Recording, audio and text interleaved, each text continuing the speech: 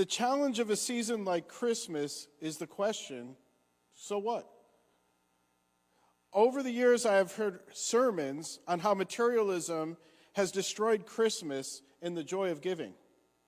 I think there's something very important there, especially when you think the essential spirit of Christmas is joy, thanksgiving, brotherly love.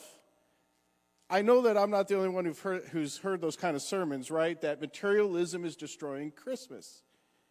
And I do think it is important to understand that love, joy, peace, giving, brotherly affection, those things are the essential spirit or essence that we want to kind of govern Christmas. That makes total sense, totally appropriate in the church. I've also heard a lot of messages about keep Christ in Christmas. And I think that's a very interesting one to me personally because, yes, for believers, we are celebrating the birth of Jesus with incredible appreciation, with incredible adoration for the one who is our God and King. But on the other side, sometimes it seems to be a battle of frustration in our culture that so many people celebrate Christmas without Christ. And we often try to have an argument that, no, it's all about the birth of Jesus. And sometimes I think that that's a few steps beyond where we need to begin. If people come to know Jesus, if they come to see the beauty of Jesus, then they will put Christ back in their Christmas. But when we try to force it, we can often tend to drive them away. We haven't told the story well. We haven't captured their imagination. We haven't created the kind of Christianity that has that cultural impact that would have them put Christ back in Christmas. Why do we want them to acknowledge and celebrate Christmas? I would say it's because they've come to know him personally, come to experience his love, his goodness and grace, and then Christmas is just an overflow of that appreciation that we have for him, for Jesus. I've even heard some Christians reject celebrating Christmas because it has pagan roots and pagan elements. Have you guys ever seen that? I see it. If you get on social media, you'll see it too. You know, we know the Christmas tree has its root in paganism, and all it is that Christians have taken over a pagan holiday. And it's interesting because historically, the Church of Jesus Christ went all around the world.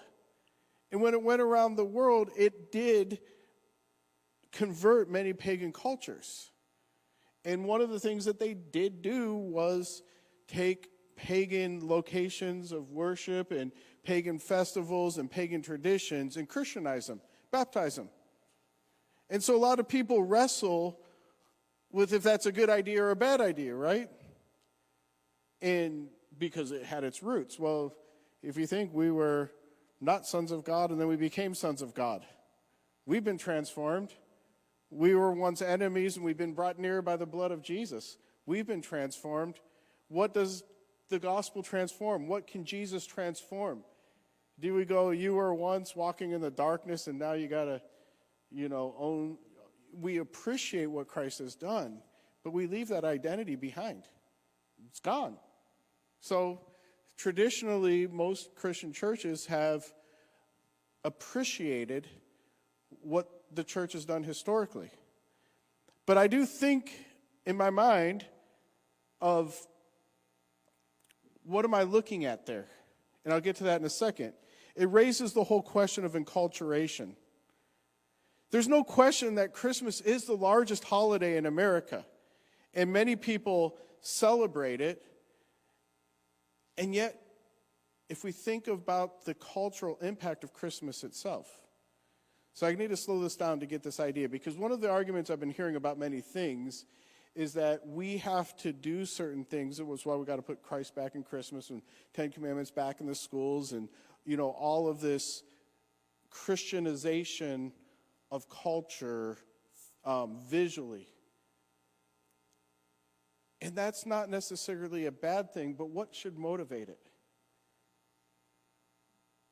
Does that precede the transformation in the heart?